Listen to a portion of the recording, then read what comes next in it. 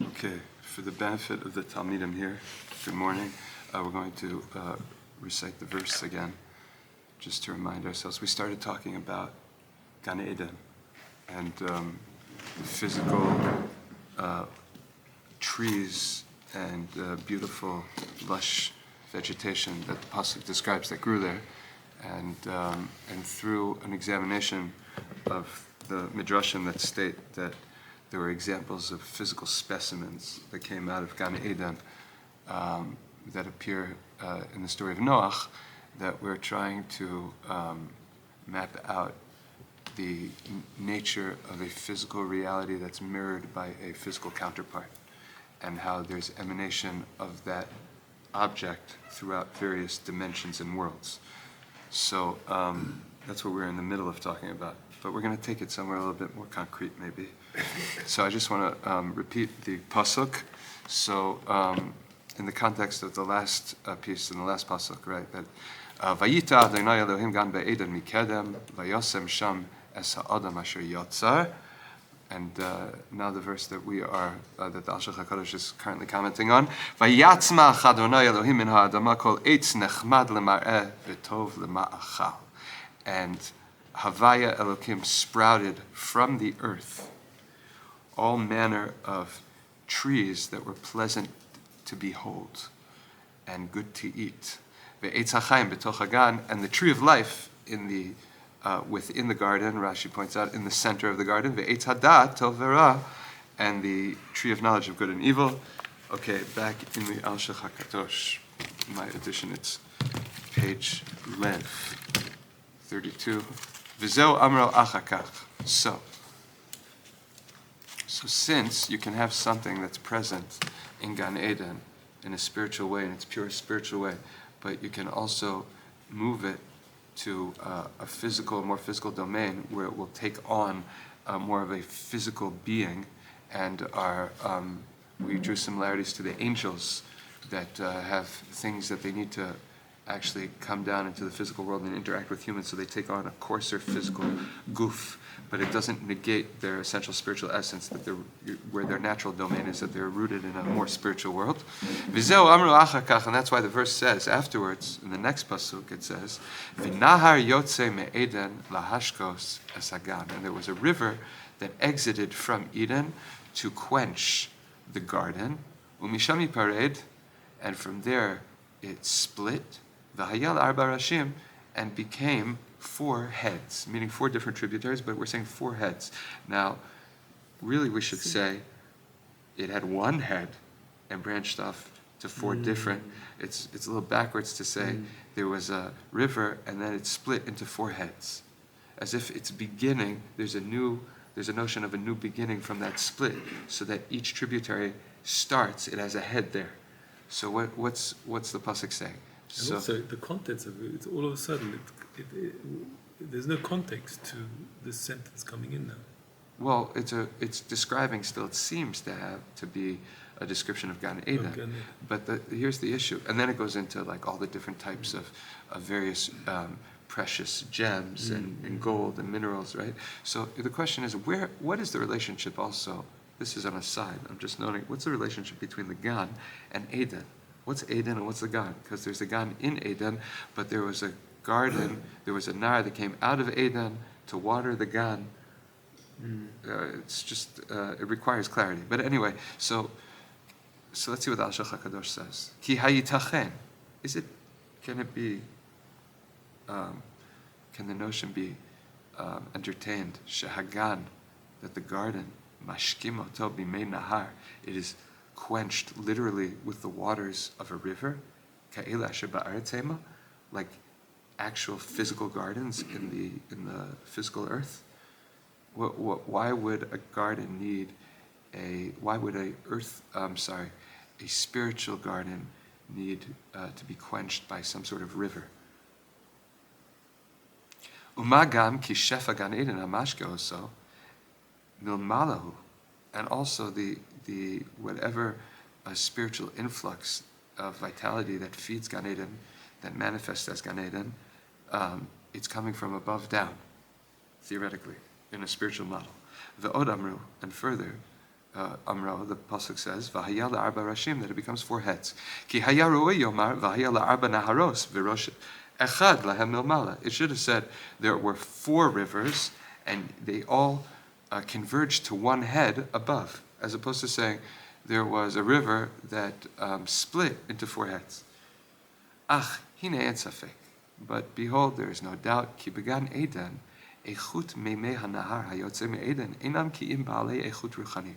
So certainly you have to be clear that whatever river we're referring to, whatever body of water that is quenching the garden, it is entirely spiritual. Bli safek, ela she'achar tzeitam misham. But if they continue to emanate from that place to other dimensions, yipared be'echut, then they split from that initial state to other qualities, v'yetzei chutz mi Gan Eden, that extend forth past the dimension of Gan Eden. V'zeu haya v'haya la'arba rashim. That's what the verse means when it says, and it becomes 4 heads. Ki l'mashem mishtane echut hamayim, because to that degree that the quality of the water changes, liyotam gashmiyam, that they become more material, ein mitchabrim im reshitam, they don't necessarily connect, or they're not equal to their source, their heads, Gan Eden, that exist in Gan Eden, likarei rosh lahem, that their initial, that which their starting point in Gan Eden can't really be called their head, because there's such a quality of difference after it leaves Gan Eden. So, meaning he's describing that it extends forth past the dimension of Gan Eden, but it's as if it begins then in an entirely different state, because it's no longer in its purest natural state. And that's denoted by the word head. Okay. Ein mitchabrim im reshitam, they don't necessarily connect with their heads, Gan Eden, their initial points that exist in Gan Eden, likarei rosh lahem, that it could be called appropriately a head. Ki im ata na'asim lahem rashim echadash, but rather that now they have new heads, ki'ilu me'ata matchilim, as if they begin from now. V'hu zeh me'ein ma'amar rabbeinu zal, and this is similar to the statement of our masters, b'bereshit rabbah, b'pasuk yehi rakia, there should be a firmament. Shekol ha'olam haya mayim b'mayim, the Alshech HaKadosh has mentioned this a few times, that the whole world initially was water within water. V'gilah HaKadosh Baruch Hu tipayim tzayit, and God revealed, He kind of separated a middle drop, umimena na'asa rakia, and from that God fashioned the firmament. V'nimtzeu chatzi mayim mi'al rakia v'chatzi lemata, and that's what ended up splitting and determining that half of the water is above the rakia and half the water is below. Can I just clarify on that piece, because I was going through it the other day. Are you saying that is he saying that the firmament is the heaven? Is the firmament the heaven, or is the heaven above the firmament? That's a question that you can ask on the pasuk, because the pasuk says that God called the firmament Shamayim. Right. But we know that the Shamayim is the Mayim Elyonim. And it also says that from the rakia, the water above the rakia is Shamayim. Yeah. I without getting into the words, I'll just tell you that the rakia is the Shamayim that we talk about, the mazalot. That's kind of like, it's an atmosphere, it's like a buffer zone between Shamayim, which includes the domains of the various legions of God, the heavenly angels, but there's the celestial beings there, they govern, they mediate the shefa between the Elyon and the Tachtonim. So Shamayim that we think of when we talk about like God's chosen domain in creation, we talk about above the rakia. But the rakia itself, it's called Shamayim because it has, let's say, the mazalot, which ends up, like the physical manifestation of that, are like the celestial bodies that we have in this world. This is based on the clearest articulation of this that I know popularly is the Ramchal and Derech Hashem.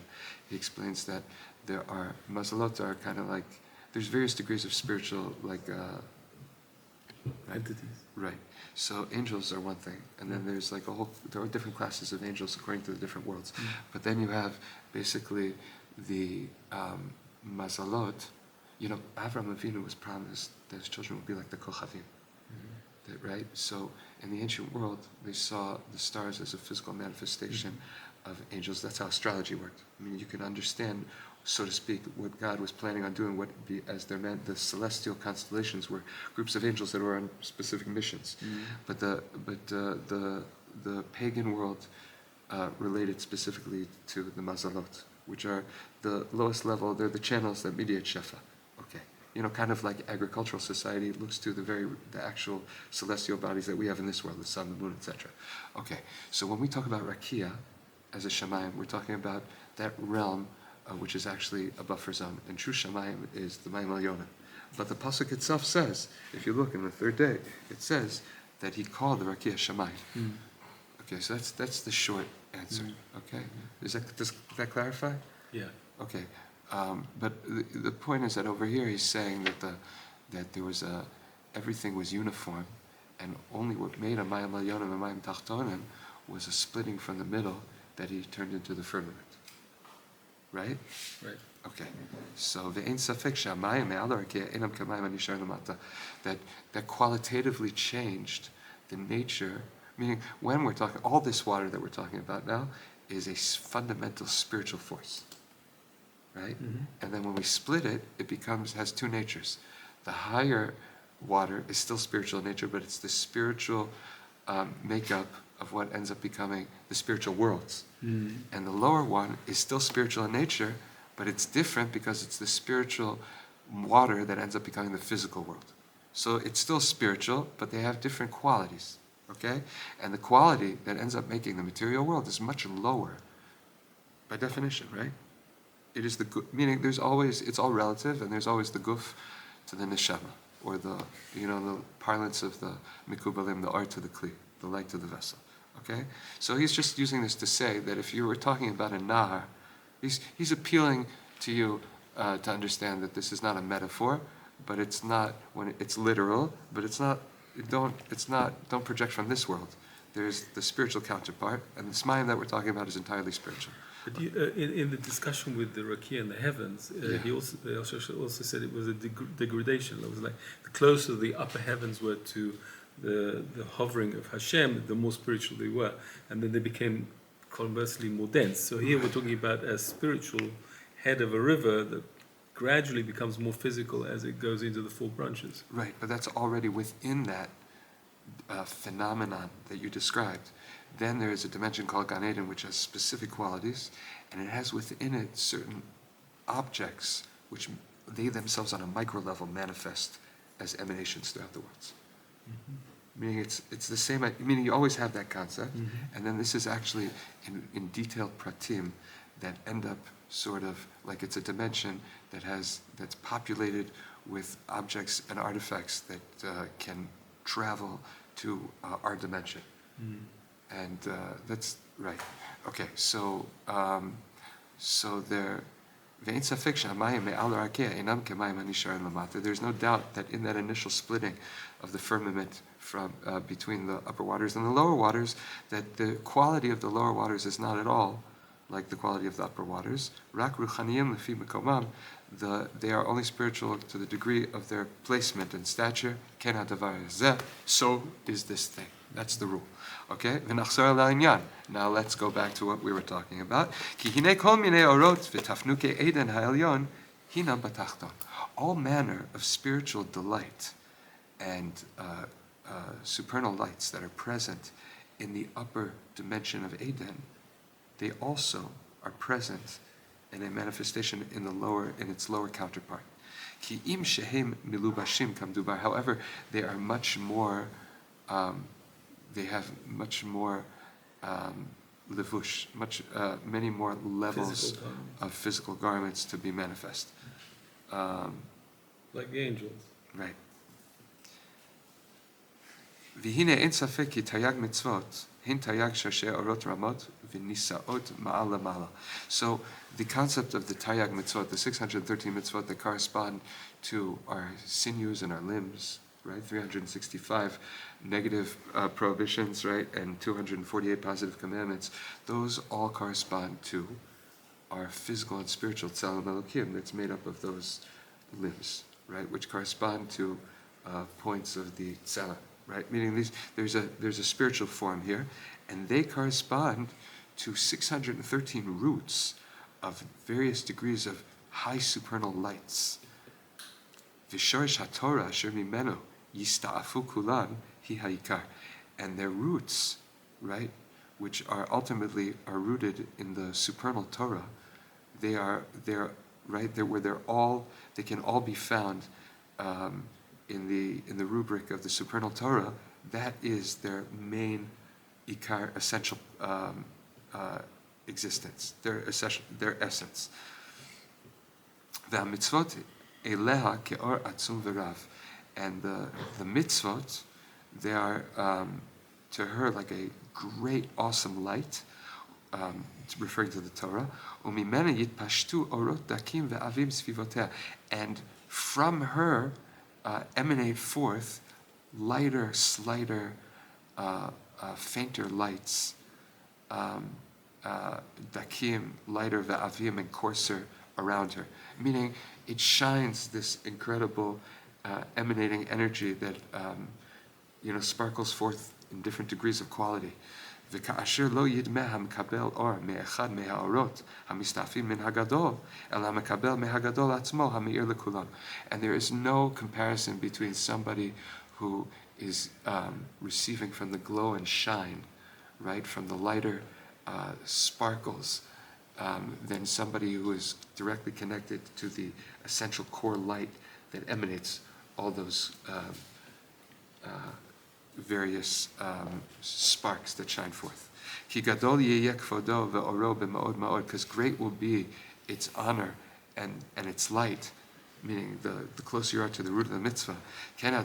So to this thing, anybody who fulfills a commandment, he will illuminate for his soul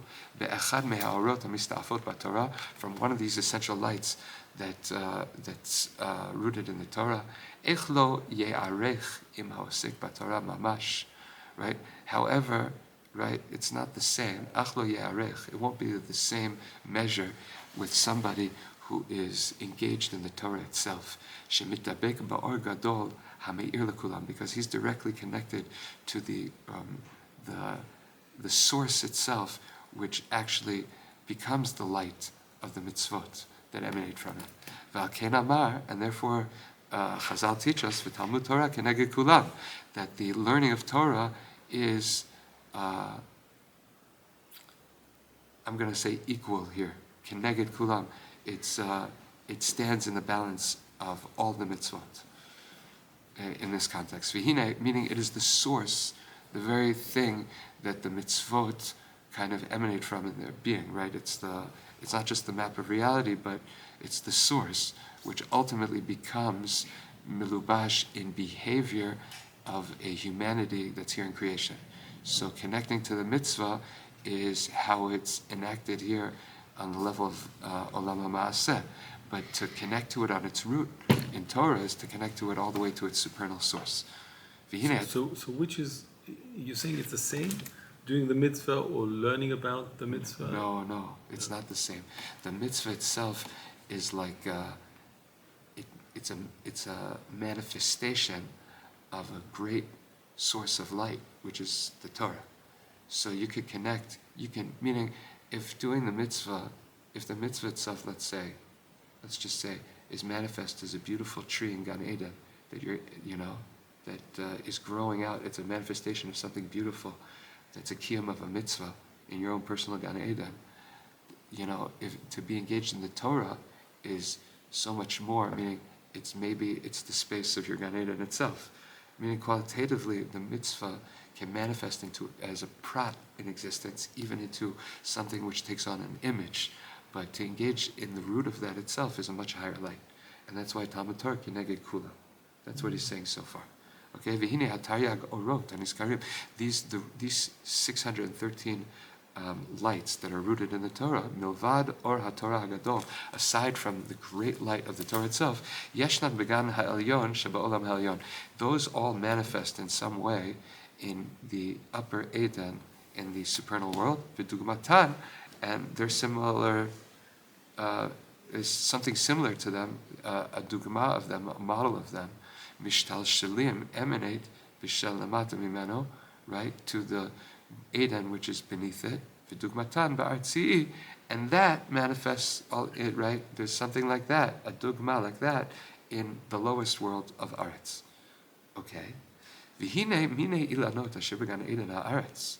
Those various trees, fruit-bearing trees that exist in the Garden of Eden in the Aretz, hinam orot mitzvot. They are actually the light of the mitzvot. Kol min v'min, every single variety and species, me'ein kol mitzvah, is like a different type of mitzvah. Ela shemikol min yesh ad ein mispar. However, for each species, there is innumerable of different trees that can grow from there, lehanot, to benefit, to enjoy, bahen kol hanefashot haosot mitzvot Hashem, that all the different souls that do the will of God may benefit. There's infinite variety of each type of specific mitzvah of that's done, that one ultimately benefits from in a unique way. So you're saying that the spiritual manifestation of a mitzvah is a tree, is a tree in the Gan Eden. If Gan Eden is a manifestation of the relationship that you built in your service with Hashem, that's the world that you created, right? Every tzaddik gets Shai Olamot, 310 worlds. You have a world. What's the features of that world are all various manifestations of the things that you did to that built that connection, that created that space. And the verse says, Ar Zarua Latzadik, that the light is planted for the tzaddik. What does that mean, that it's planted? And it's planted for the tzaddik. So somehow these trees and these beautiful things that grow forth from Gan Eden are actual delights of the goodness that are manifest, that are because of him, that were planted in reality because of his connection with Hashem. They're manifestations of the closeness that he built on behalf of creation between him and Hashem. And he personally benefits from them in a private, intimate way with God. I'm just going to go back, because we talked about the relationship between Adam and Gan Eden.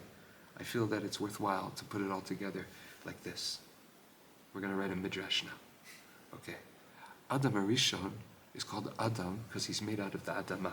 And he's put in a garden. This is not a coincidence. He's meant to look around and see all the beautiful things that one can cultivate and bring forth to grow. And in cultivating himself to bring forth beautiful, good things, right?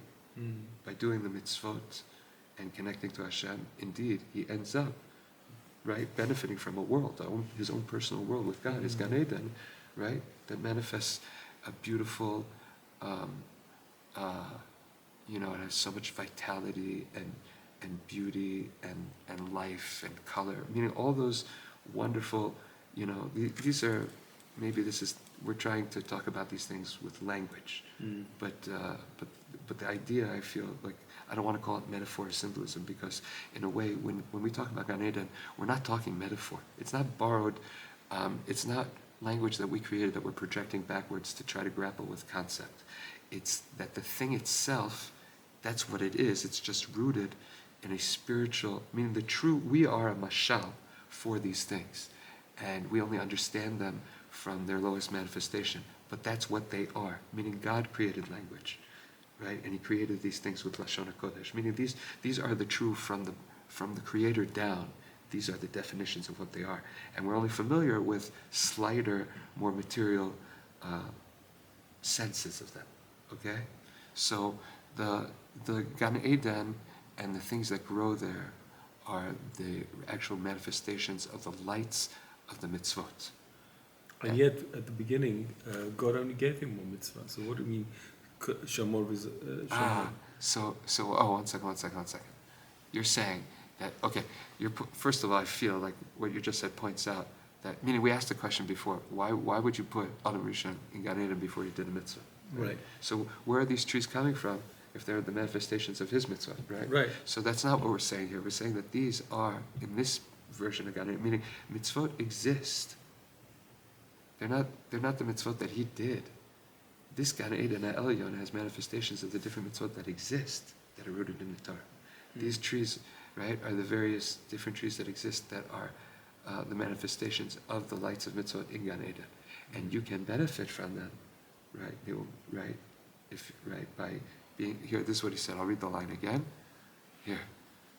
Ela shemikol min, from each variety or each species, yesh ad ein mispar, there are infinite amount, lehanot bahen, to benefit from them, kol hanefashot haosot mitzvot Hashem, all the souls that do the mitzvot of Hashem. Meaning, if you did a Shavat Aveda mitzvah really nice once, then you'll have a really, really nice Shavat Aveda tree that you can party with. I understand Michelle, but the problem I have with it is that you've got Adam who's done no mitzvot. Yeah. He's been created and he's put in this Gan Eden, which has full of trees, which is the result of the mitzvot. Yeah. And the Alshech is saying that, if you do the mitzvot, you can enjoy all this fruit. Yeah. But it's not true. his fruit. Okay, so I think that's okay. So I'm gonna really. Here's what's happening. If you get to the top of page Lamed Gimel, he's going to talk more about the nature of mitzvot in a way that I'm going to pause here and just it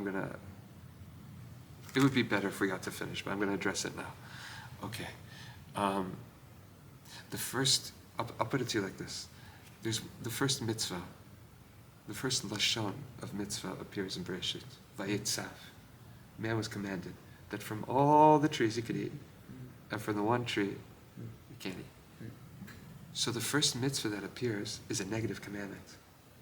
Actually, it's a positive commandment because this is from all the So trees there's you discussion can eat. that's part of it, right? But Pashut Pshat is because you're going to eat from all the trees and you should, but really what's the mitzvah? Right? What's the one? Everybody says the one mitzvah. That's a mitzvah. You should surely eat from all the trees.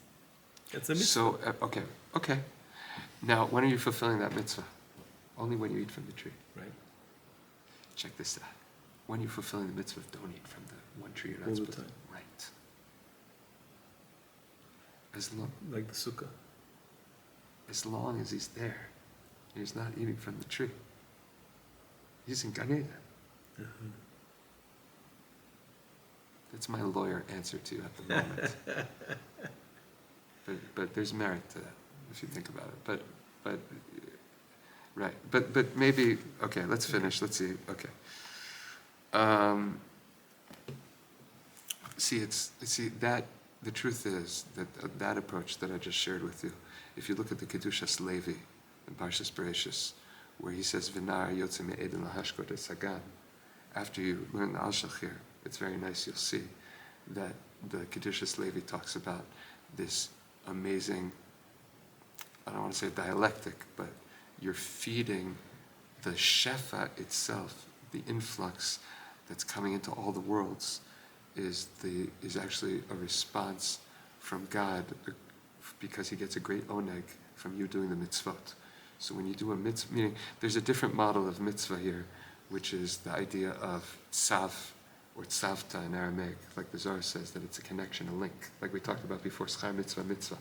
So you're linking the worlds in your stepping forth to, meaning any time that you receive or you relate to God that he commanded or instructed you, through that instruction, you're basically giving God something which in turn feeds a nar that the Gan, he says, is all the olamot. And which is basically what the Alshech described in the creation of man, that it's actually from the bottom that we're driving the whole, right? So that's how he talks about the nar in a discussion of mitzvah, but all right. So, כי לפי רוב עשות האדם מצוות ועסוק בתורה, נמצא, it turns out, על פי הדברים האלה, according to these words, כי לפי רוב עשות האדם מצוות ועסוק בתורה, to the degree that a person, he makes abundant his mitzvot and his toiling in the Torah, yatzmiach, there will sprout, v'yafriach, and there will grow, ilanot, fruit-bearing trees of Gan Eden haaretz, v'ya'adenotam.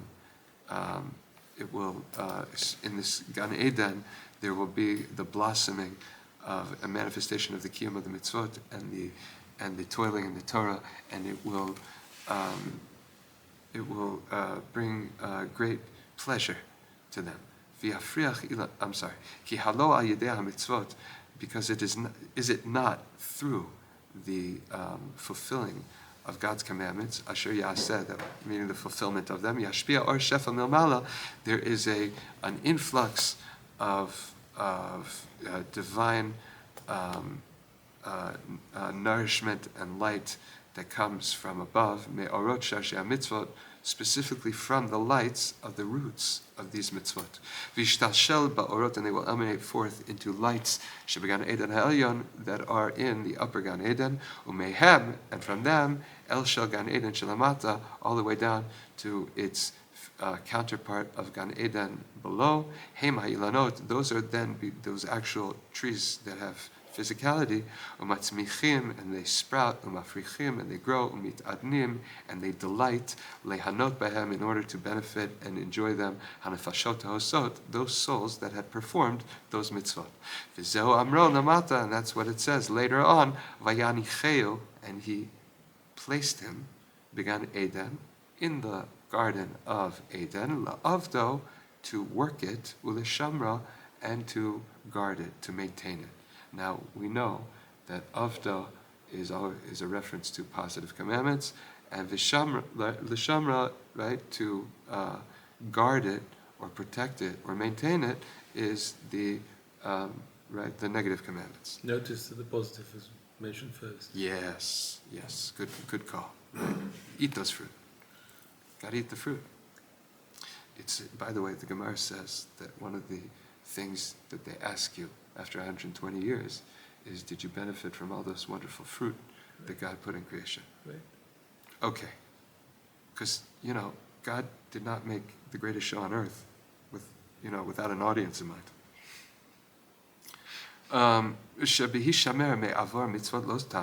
That every moment, I'm going to put in there in brackets, that a person abstains from doing that which that he was commanded not to do. Shomer kol orot hakdusha asher bagan. He is maintaining and protecting all those lights that do exist in the garden. It's an active protection. Hamit yachsim el nafsho, that garden and those lights that relate directly to his soul. Milit arev zar, from that which an interlocutor, how do you say that, or an interloper, should not molest. Yeah, somebody who doesn't belong shouldn't be in that garden. It's like a fence or some sort of shield. Okay, hu koach tuma, that is the impurity of the chitzonim, meaning you're keeping it pure and holy. V'zeu amro, and that's what the pasuk says. What means when it says vayatzmach havaya elokim, that havaya elokim sprouted forth min ha'adama, from the earth, fruit-bearing trees, etc. Why does he say from the earth? Ki hine amro min ha'adama hu miutar. It's superfluous.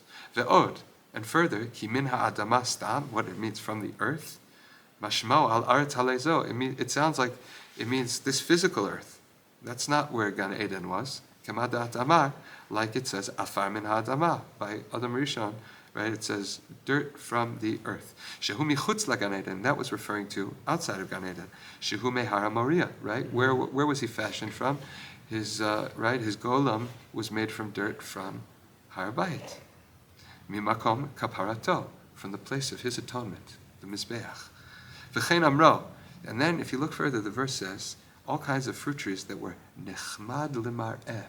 They were beautiful. They were pleasant to behold. That means that somehow we're describing their goodness as something that is seen by the eye.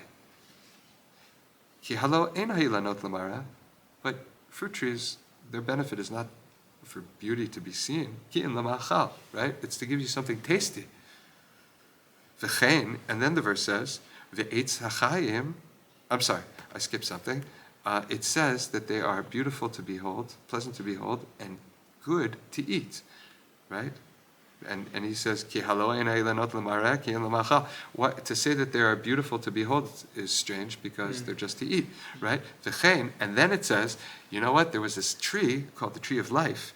Right? Betoch hagan. So why does it have to say in the garden? That's also extra. We're talking about what happened in the garden. Why does it say that the Eitz HaChaim was in the garden? And if it's telling me because it was in the center, like I pointed out before, what does that give us? And what does that add to lo hodiya shu ba'emtza? What's the point of saying that it's in the middle? And then it says, Ve'etz hadat, tov v'ra, and the tree of knowledge of good and evil. According to Pshat, what's it doing there? Acharei amro. After the pasuk told us, Ki natahu yitbarach hatagan, God Himself is He who planted the garden. Remember, we said Hashem Elokim, right? Just like Adam Harishon was Yitzir Kapav, he was fashioned by the hands of God. God personally tended to the garden. This is His own personal garden. Halohu min ha'adamah. You should know that God's personal garden, how does that happen? It comes from the earth. It comes from Adam, who's made from the Adamah. So it's physical. No. It comes from Him. It's not there. It's in Gan Eden, but it's generated by His actions. V'zeu vayatzmach Hashem Elokim min ha'adamah. What does that mean? Shehu min ha'adamah hazot tatzmiach v'safriach. It only sprouts forth and grows in Gan Eden because of actions down here. Ki al yidei Torah u'mitzvot sheyaseh hadam ba'adamah yitzmechu v'yisbu atzei Hashem. God's garden grows upstairs because of the toil of the holy work that we do downstairs. But it was created already formed. Yes. Before Adam. Yes. Just like Adam was given a soul before he achieved any of it. But that's okay, because it was all taken away. V'hu asher katavnu, that's like we have written, ki al yidei mitzvot Hashem asher ya'aseh ha'adam, yitzmechu kol atzei Eden, me'or ha'shefa asher yurak alehem, migan Eden shel mala, asher sham orot shashei mitzvot.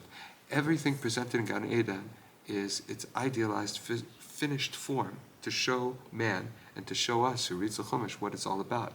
And we say, because of that, it was not sustainable. Right? That's what we've been saying. Right? But we want to give you the Sof Ma'asev Machshava Tchila. Right? We want to show you at least the picture. It's Machshava.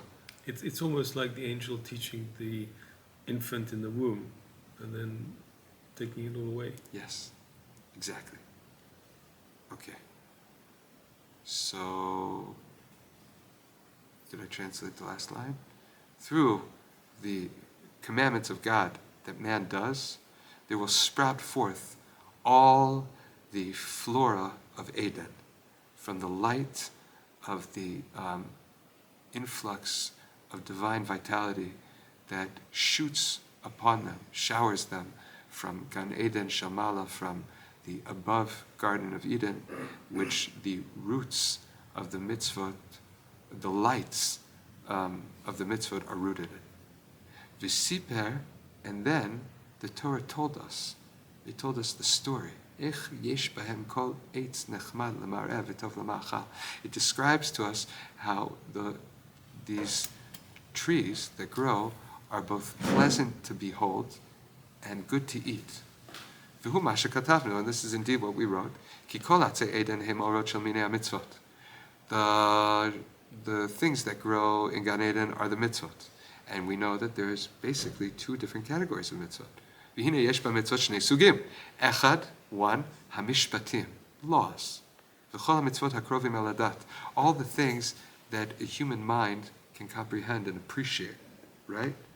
Like, even people who don't believe that there's divine morality, they accept the fact, at least in theory, that there's something called murder, right? That the mind can comprehend that. An atheist will not argue that because he doesn't believe in God, that murder should be okay, right? So those are called mishpatim. Basically, we have, mostly in the laws of Ben Adam L'Chavero, the mishpatim are the commandments that we're given that from a human perspective we can appreciate them. V'chol mitzvot hakrovim aladat, all the mitzvot that are, even though they're divine, right, but we can appreciate them. The human mind can accept them. V'yesh chukim, and then there's the category of Torah called chok.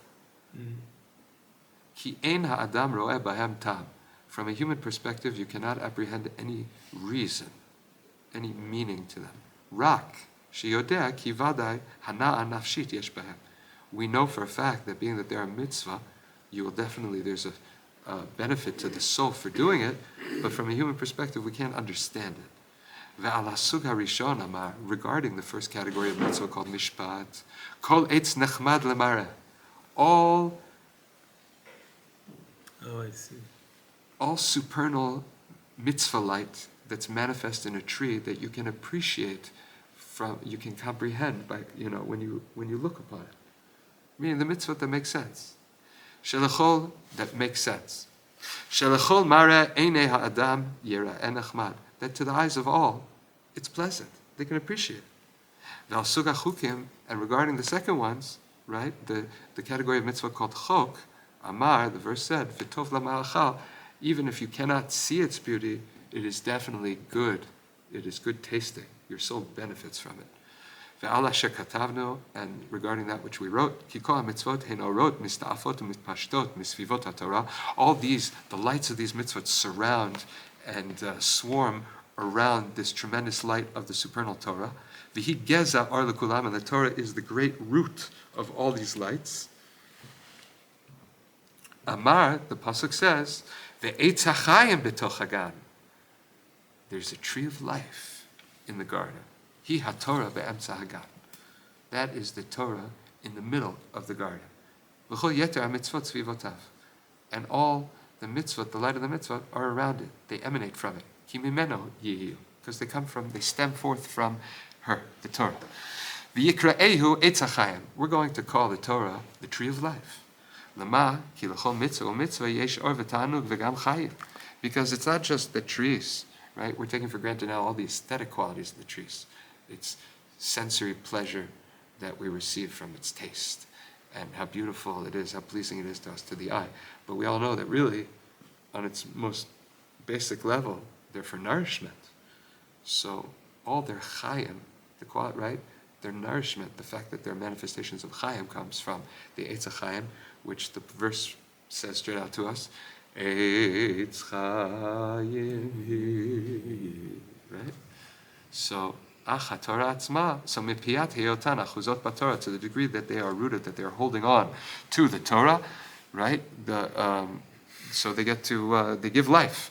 Torah atzma hi chayim mitzad atzma, but the Torah directly is a direct source of supernal life. Ki eitz chayim hi lamachazikim ba. V'zeh ma'amar katuv she'omeret haTorah ki motzi matzah chayim. It says in Mishlei, Shlomo Melech says that those who found her found life. V'hinei be'etz hadat tov v'ra yesh remes. And in the mention of the tree of knowledge of good and evil, there is a clue, a hint, a secret. V'al pi hapshat ne'amar, according to the simple, plain meaning, al pi ha'amor, according to that which has been previously said, ki yesh gam sham ilan, there's also another tree, shekoch kidusha, that its power of sanctity, of holiness, v'tov, and its goodness, me'urav, it's also mixed, im koach chitzoni tameh, with something external and impure.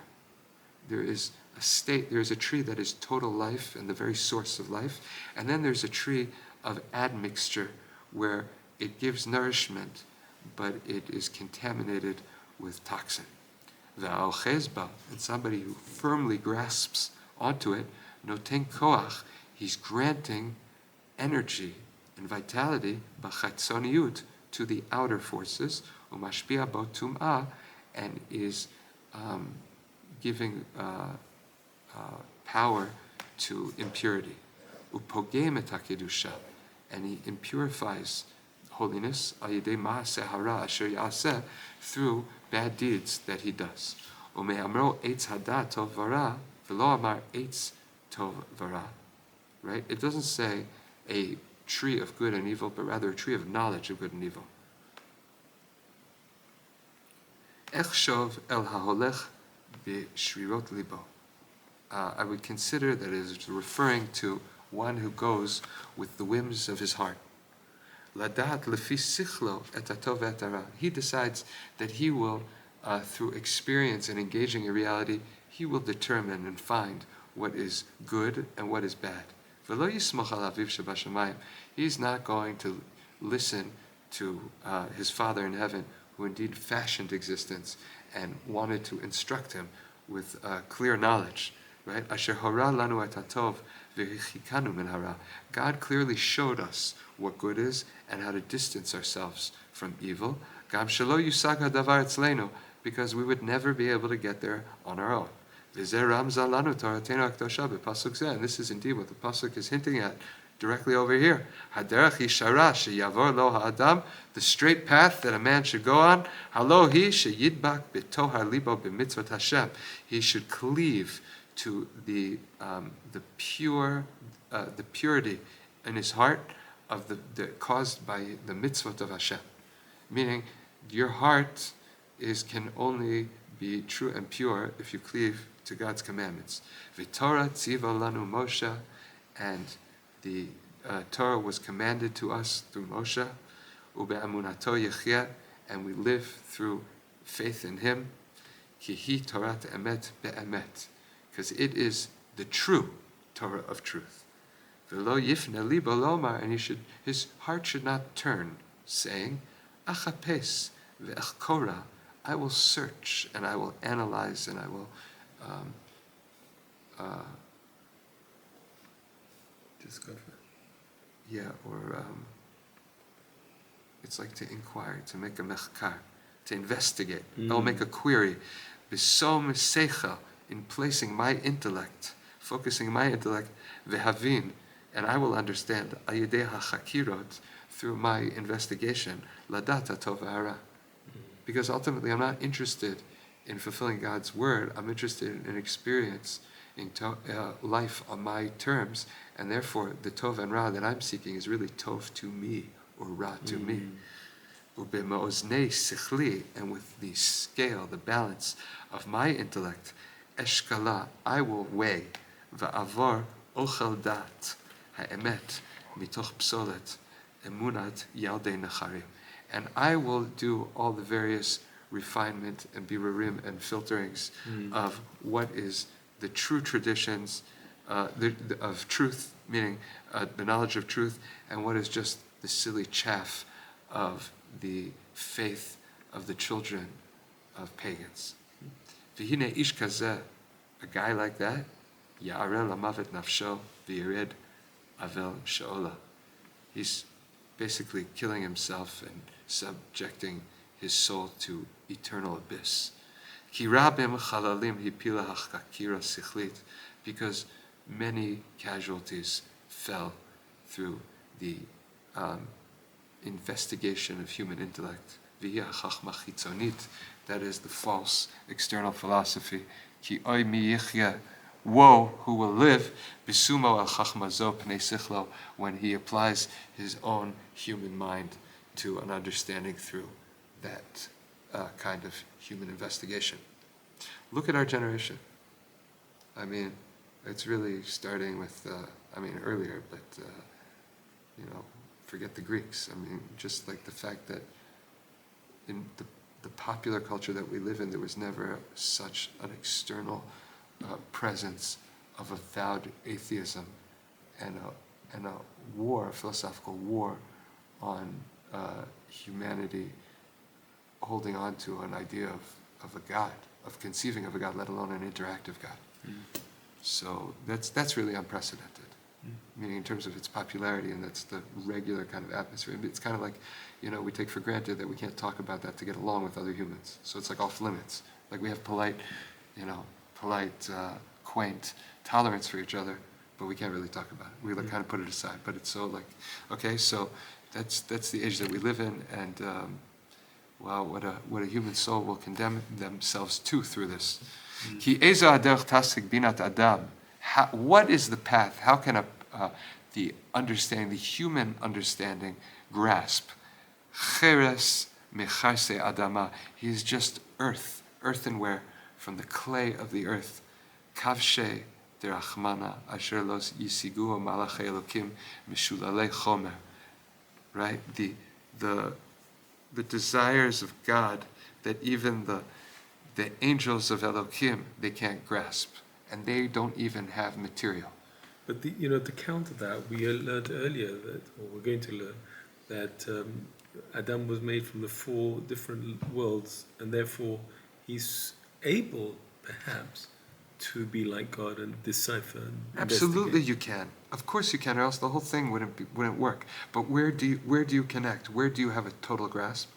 Because you have a neshama from the supernal world. You're not going to use your meat brain to figure out what a neshama is. Using people, empirical Western, culture doesn't even entertain a soul because it's empirical. If you cut out your soul, you're never going to be able to grasp these things. Of course you can know God. If we couldn't know God, what would be the point? But you're going to use your human intellect to discern whether there's that whole dimension exists. It doesn't have the tools by definition. It's like saying I could fit God in my head. If you could fit God in your head, he's not God. He made your head by definition. He doesn't fit in it, right? To put it in the language of men, right? The Omrim, right? And so the Malachim, they're not even limited by a material body to grasp God. Right. And they say, Aye kevod malchuto. Aye mekom kevodo. Where is he? Right? Because it doesn't matter what level of creation you are, you can't see him because he's bigger than the programming and the hardware that you were given to process. Okay? Ve'ech chidush olam. אשר בחכמתו הבלתי נפרדת מאיכותו יסד ארץ, ובתבונתו נטע שמיים, ישיגנו שכל איש האדמה להבל דמה. How could it be that this is with the creation, the novelty of a creation of a world, that through his divine wisdom, that doesn't separate even from his being, right? The Rambam says that chachmato and Havayato are meaning, and he is the same. Meaning, when you talk about God, we talk about aspects of him because that's the aspect of him that we're engaging in for discussion. But you can't separate. He has total unity. So his wisdom and him are the same. That's why when you learn Torah, you're directly connecting to him, right? So this creation of a world from a creator that it was built from his wisdom, and his wisdom is from his essence itself, right? Yasad Aretz, he established the earth, ubitfunato, and with his understanding, natash shamayim, he planted the heavens. Yasigenu sechel ish, the intellect of a human is going to grasp, which is from the earth, ha'adama lehevel dama, and it's just hevel. His existence is just considered vaporous, right? Compared to God's existence, right? V'tov lagever ki ya'asok b'mitzvot. It's better that a man toil in the performance of mitzvot Hashem u'b'torato letumo, and in his complete and wholesome engagement in Torah. V'lo yashit libo ladat hatov ha'ara lefi sechlo. And he shouldn't turn to inquire the nature of good and evil from his own mind. And if you need further warning, just read Kohelet. Because I think Shlomo Melech tried it anyway. And that's, the Torah here, according to the Alshech HaKadosh, is saying, don't do that. And Shlomo said, humans always need an extra cautionary tale. They need some sort of tragic story. And yet that's exactly what Adam did. Oh, he just couldn't help it. Couldn't help it. Now, so it's not just that it's telling us don't do it.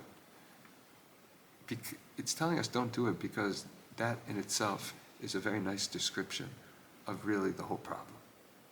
God gives you everything, and you just can't accept it the way it is. You gotta get involved somehow yourself. It's gotta be about you. And ultimately, that's what the Mikubalim talk about. That's Nama de Chisufa. That we couldn't just accept everything the way it was, and just everything could be good. It had to be because of us. And that's why, in a way, some of, I think, the Shlah HaKadosh and others, they talk about what the calculations that Adam made from all kinds of naive points of view, that he would up the stakes, right? Meaning, he's going to jeopardize everything and then fix it. Meaning, it was good the way it was. That's exactly what the Alshech is saying not to do, is using your mind to try to It's like, it's not good, right, you can't accept, meaning the problem in a relationship, right, especially in a, for an early organism that's developing to receive, right, meaning adolescence, right, that's a stage when all of a sudden a human physically is now capable of dat, of chibur, he's sexually mature, right, he's going through puberty, and at the same time behaviorally, that's when they're they're forced, meaning it's the drive to individuation. Al kein yazav et aviv et imo v'davak b'ishto. When you're ready to be mechaber, so you looking for dat. But the problem is you haven't developed ruchani yet. It's selfish. So, every adolescent is fighting with his parents because he understands he's precious the way he is and has a right to be, but because he's fighting for that, he's rejecting. There's some sort of tension, right? That natural process that teenagers go through, that they talk about, right? It's that conflict because they want to, it's because of the nature of the need to be mitchaber, but they're still insecure in what they are. They haven't discovered who they are, separate. So they have to separate from their source in order to become who they are, in order that they can come and connect. And that's kind of like the Yetzer Hara of Adam, but it also serves a purpose, meaning it's part of the natural process of becoming yourself. Right? Hashem wanted a relationship with creation, and it kind of like had to part ways a little bit in order to find itself and then come back and actually truly, it's kind of like the Sod HaNesira that we talk about with Adam Rishon being made of Zachar and Nekeva, but they were back to back, so they were split so they could come back together, but the Yitaron is that they could be facing front to front, right? There's this kind of formula and pattern. But it makes you wonder why God didn't create Adam as an infant, because an infant doesn't complain, I'm not going to take the milk, or I'm not going to take the food, because I didn't earn it. So the whole point is he takes it because he needs it. And that's exactly what we're saying. You cannot have, right? You didn't want a relationship with an infant. You wanted a relationship with an adult. Ultimately, the heights of divine relationship with the Creator is that of Shir Shirim, where God sees us as an equal, and we are the Eshet Chayil. Right? We have to grow to that. We Right. can't expect. That's exactly what's happening here. Adam Rishon is in a state of pure, childlike purity, and he's surrounded by, all he has to do is suckle directly from the right nurse, from the shefa, and it doesn't need any birurim, it's perfect the way it is, and that would be great. But what happens is, at some point he becomes a teenager, and then he kicks, and then he has to leave so that he can come back. He has to go find himself in the great world and realize what he had, and then actually make something of it by getting back in there. That's it. That's the story of creation. No? Story of life. This is the Torah, the wisdom of the Jews. I mean, this is what God is telling humanity through this story. This is a description of reality. This is why it's all happening in Bereshis. This is the DNA of existence. Yeah. Okay? We're going to stop here? Yeah. Very good. Shukach.